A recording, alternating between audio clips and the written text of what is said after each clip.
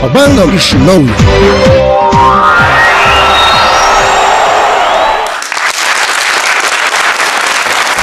Kristupas,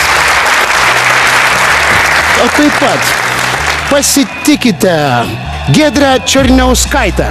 Labą dieną, Giedrė. Labą, užeikit. Va, ir Kristupas su jam būdingu humoru ir tiesmukumu sako, jog jeigu vietoje komunijos bažnyčioje duotų gero kumpio, katalikai nebūtų tokie nelaimingi žmonės. Šiaip labai graži frazė, galėtų būti sparnuota. Kristupai, tu mėgsti mėsą? Taip. Ar tu mėgsti ją beprotiškai? Aš nesu radikalus mėsėėdis ir valgau įvairų maistą, stengiuosi balansuoti savo mitybą, bet kaip matosi, mėgstu mėsą. Ir tu mėgsti visokią mėsą, vištukę, gaiduką, kiaulukę. Aš girdėjau, čia tas homofobijos priepuoliai, tie visi Lietuvoje labai būdingi, kaip taisyklė radikaliai besielgiantiems ir radikaliai mąstantiems žmonėms. Jo, aš valgau įvairių lyčių mėsos produktus.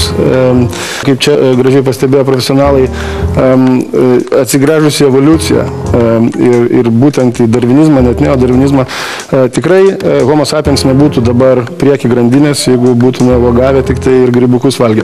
Nuo grybukų daug geros muzikos žmonės yra prikūrę, bet aš manyčiau, kad žmogaus organizmas yra suderintas įvairiems maisto produktams. Galime ginčytis, bet manau, kad žmogus pradėjo valgyti mėsą stebėdamas gamtą, kuomet vieni gyvūnai, norėdami išlikti, žudo kitus gyvūnus.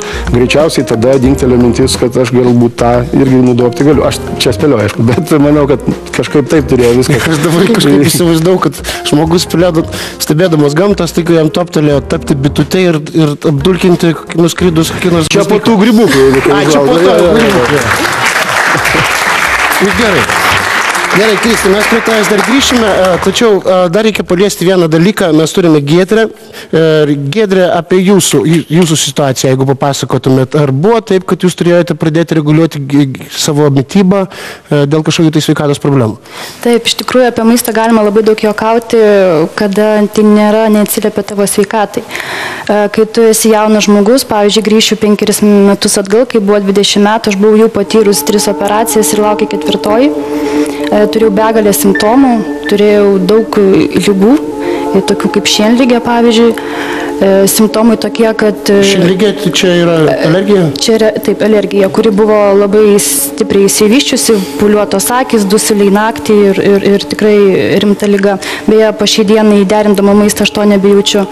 Taip pat milijonai simptomų nuo galvos skausmų, alpimų iš pradžių į dieną 1 kartą, paskui jau gavosi ir 5 kartai į dieną, kada netekdavai sąmonės, svorio augimas, kai iš tikrųjų žmonės sako, aš mažai valgau, bet auga svoris. Kad ir kaip būtų jokinga, bet ir aš tą pergyvenau.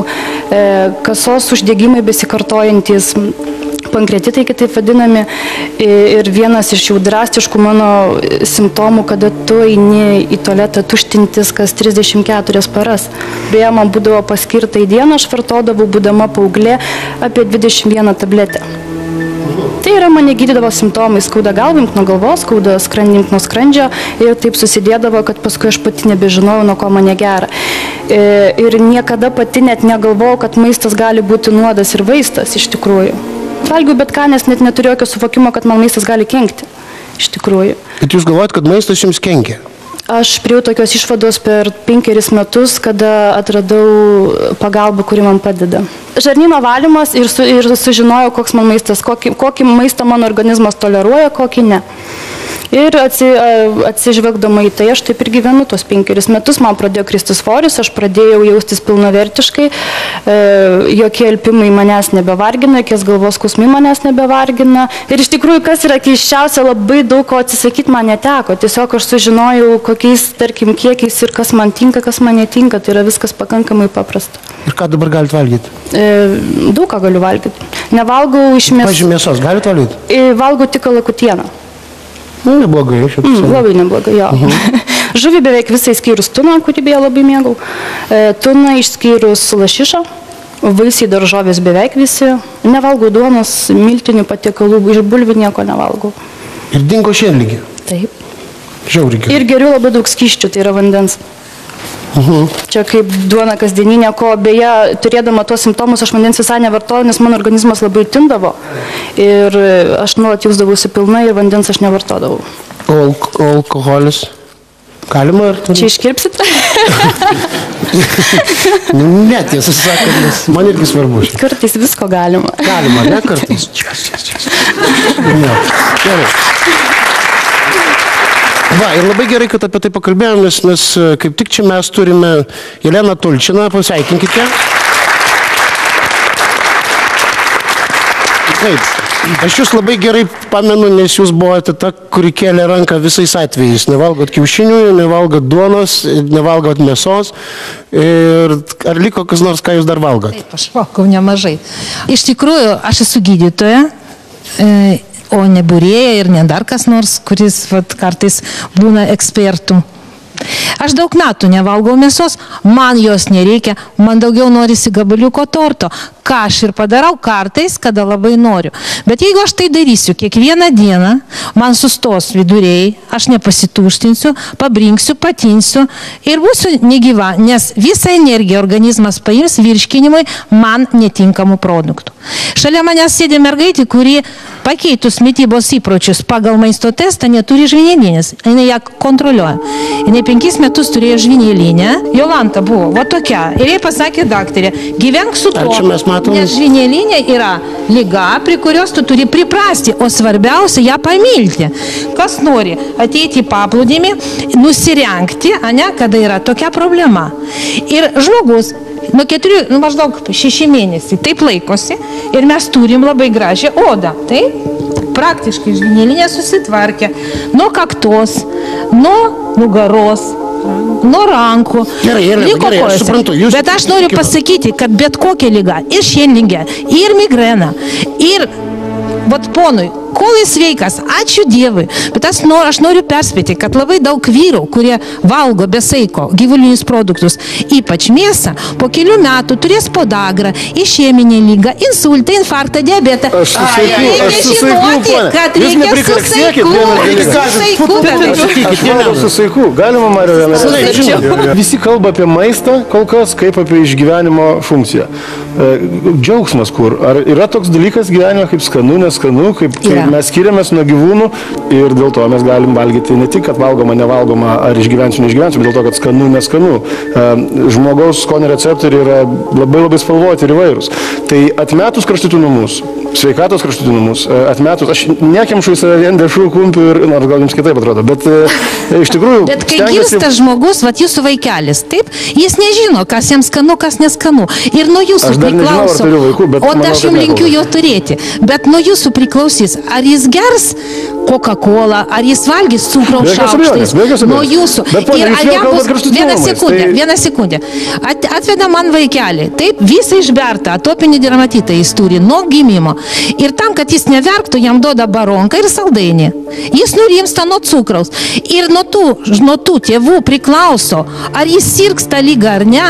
Aš su jumis labai sutinku. Ir ką jis mėgs valgyti, o ką ne. Bet čia yra kraštutinumai. Ne, čia norma yra. Aš tai Kristupą palaikyčiau, jeigu mes įmam kažkokius tai tikrai blogus atvejus, bet tai, pavyzdžiui, aš labai gerai atsimenu, sakysim, kai aš pats buvau vaikas ir matydavau savo pusbrolius ten jaunesnius arba ten kažkokias giminės, jiems tėvai duodavo, jau kai jis galėdavo kramtyti, čiulpti lašinį. Jisai čiulpdavo tą lašinį ir žinot, jie užaugo visai normaliai žmonėm, jie netapo žudikais kažkokiais, jie tapo maždaug su gera moralė. Ačiū Dievui, kad jie sveiki, čia ne dėl moralės. Pavyzdžiui, pas mane nėra visai jokių įstikinimų, kad negalima ten nužudyti gyvūną ar taip visiškai, absoliučiai, tai aš taip nežiūriu. Ir pacientam nesakau, tapkite vegetarais kaip aš, todėl kad aš tokia. Jokių būdų, jis nori valgyti mėsą, tegul valgo. Bet aš jam pasakau. Jūs, Jelena, kodėl, pavyzdžiui, mėsos nevalgo? Todėl, kad man netinka pagal mano. Kaip netinka, žiūrėkit, Kristupas, visas links, Kristup, atsistokit, važiuokit. Todėl, kad čia labai ir jisai nesugalvoja, kad jam netinka. Tose valstybėse, kuriuose yra labai senai įsišaknyjus maisto kultūra, įvairaus maisto kultūra, kaip taisyklė žmonėms pavyksta labai natūraliais būdais derinti savo racioną ir tiesiog džiaugtis gyvenimu. Ispanijoje galite gauti ir kumpių, ir jūros gėrybių, ir nuostabių daržovių, kaip visada. Pietų Prancūzijoje lygiai tas pats. Aš kalbu dėl to taip užtikrintai, nes esu ir gyvenęs, ir dirbęs tose valstybėse, mokęsis kulinarinio meno ir turiu restoranus ir barus ir ir stengiamės iš paskutinių... suprantu jūs. Ir stengiamės iš paskutinių padaryti tą absoliučiai kokybišką įvairovę. Kokybišką. Bet jeigu jūs kada nors, pavyzdžiui, būdami Ispanijoje, paragausite Iberiko kumpio, kur kiaulės ganasi absoliučiai laisvai 6 kvadratinių kilometrų plotį ir valgo vien tik tai ąžuolo gilės, jūs suprasit, kad tie gyvūnai mums atidavė geriausią, ką jie turi. Ir čia apart visokių moralinių dalykų. Tačiau, kai prasideda tikėjimas, vėlgi, aš neliečiu medicinių atveju tikrai, bet kai prasideda tikėjimas, kaip jūsų atveju, tai tada žmogui labai sunku iš viską nors įrodyti ir su juo ginčytis, nes jeigu žmogus tiki, kad, pavyzdžiui, elektros lemputėje sėdi mažas velniukas ir mina dviratį ir dėl to jinai šviečia, tai ginčytis beprasmiška tada išeina. Noriu pakviesti, vėlgi, dvi praktiškai skirtingas pozicijas. Laidos svečias Algis Baravykas, kiaulių augintojų asociacijos direktorius. Sveiki, Algi, sėskit gero ten. Ir kitas Darius Ražauskas, vegetaras, laimės mokytojas, lektorius, eko bendruomenės narys, vedų tyrinėtojas. Sveiki. Labą dieną. Jūs nevalgot mėsos ir viena iš priežasčių vėlgi, tai yra, kad nenorite, kad būtų žudoma gyvybė. Teisingai. Jums gaila gyvybės. Ne taip, kaip ir minėjo, sveikata taip pat, man irgi daug kas pasitaisė tapus vegetaru.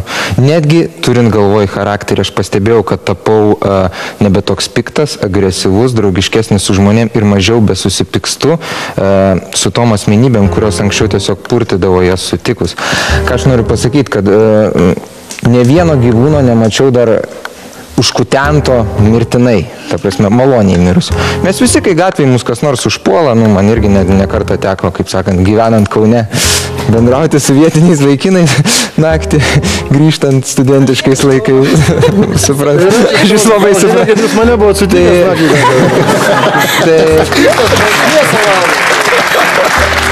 Dar paskui kokį pusvalandį jūs galite jaust, kaip širdis, kaip galva, hormonai, kitaip sakant, hormonai, visokie adrenalinai, visa kita. Ir jie yra gyvuliški pas gyvūną. Šiek tiek truputį kitokia cheminė sudėtis. Mes jos suvalgom, paskui galvom, kodėl viskas erzina, ko tai pilka, ko tai šita politika nepatinka, kodėl visi blogi ir taip toliau. Aš nesuprantu, palaukit. Aš, pavyzdžiui, bandau įsivaizduoti jūs tą valgantį mėsą. Tai jūs... Nereikia įsivaizduoti, yra nuotraukos. Visą laiką. Jūs viskas erzindavo, jums būdavo nervinis tikas. Ne, tiesiog aš sakau, šiek tiek pagerėjo charakteris ir aš tapau draugiškesnis, atviresnis žmonėm ir manęs daugumą dalykų, kurie anksčiau erzino, nebeerzina. Tiesiog. Tai nėra taip, kad žmogus būna vienoks, kitoks. Mano atveju tai stipriau ant manęs. Ir jūs siejate su tuo, kad jūs nustojat valgyti mėsą. Taip, konkrečiai. Žiūrėjau į Kristupą, jisai valgo mėsą. Ir jisai netrodo visiškai agresyvus. Marijonai,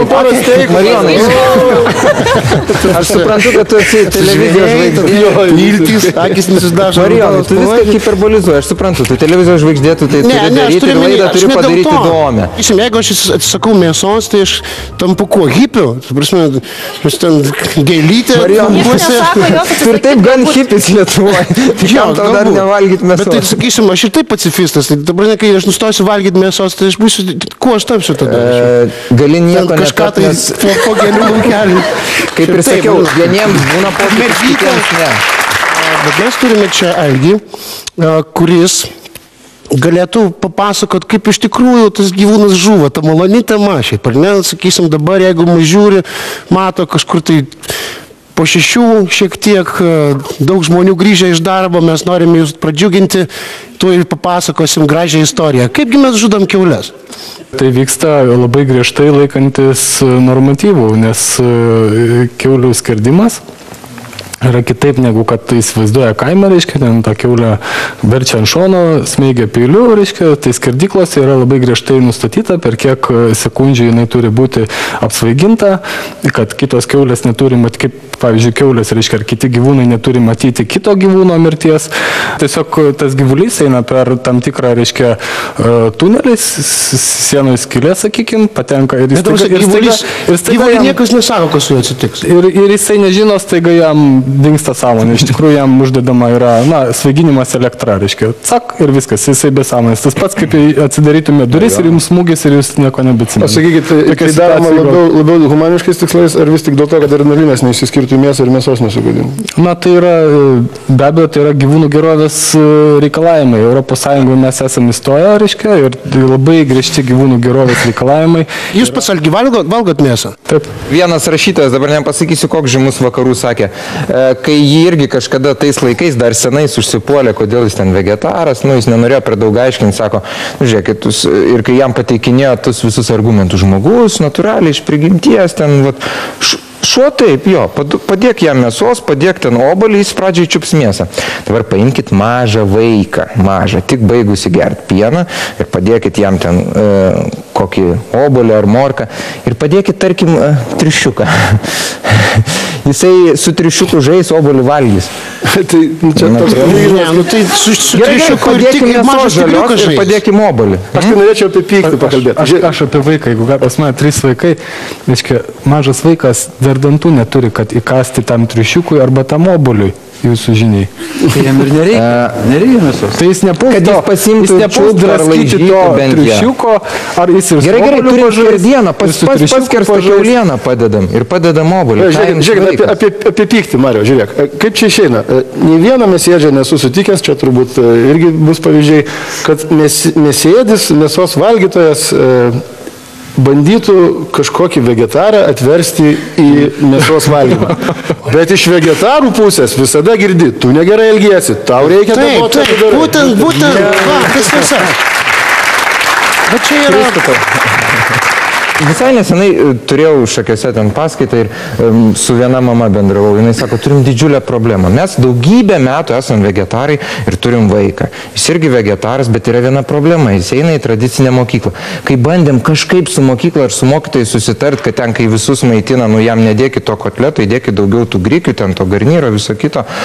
Griežtai buvo atsisakytų, čia neįmanoma, taip tu čia yra klaida ir aš manau specialistai. Tėvai neturi teisės spręsti už vaikus, ne apie religinę sistemą, kurią išpažins suaugę, ne apie politinius įsitikinimus. Tai kaip mažas vaikas gali jau pasirinkti religiją ir mitybą? Tai, sekundė, ne apie politinius įsitikinimus, ne apie mitybos įpročius. Jie gali nukreipti, paaiškinti, padėti. Vaikas turi pats spręsti.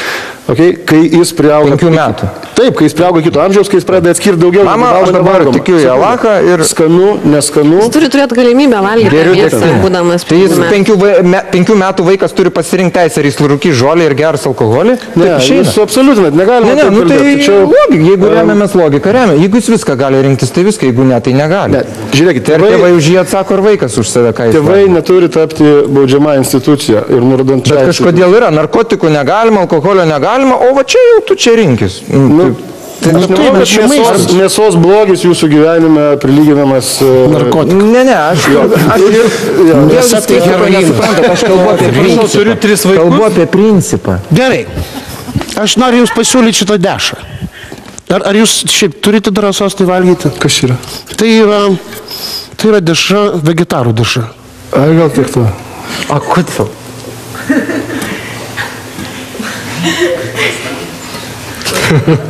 Toks jausmas, kad išsugeriama potvarės čia vadinti. Nebus reklamų. Nevalgyti. Ačiū. Noriu atkreipti dėmesį, kad vis dėlto vegetarizmas tikrai duoda naudos sveikatai ir čia irgi tyrimai tai rodo.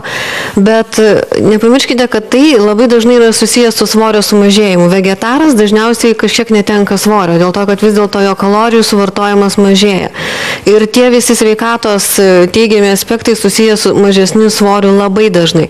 Toliau kitas dalykas. Labai atsargiai reikia interpretuoti sėkmės atvejus, kai kalbama apie 1, 2 arba netgi 3 atvejus. Medicinoje iš to išvadų nedarom. Tai nėra teisinga, tai nėra etiška daryti išvadas iš vieno ar kito žmogaus sėkmingo atvejo. Trečias dalykas, vegetaras dažnai, ir tai yra labai gerai, atsisako tam tikrų žalingų įpročių.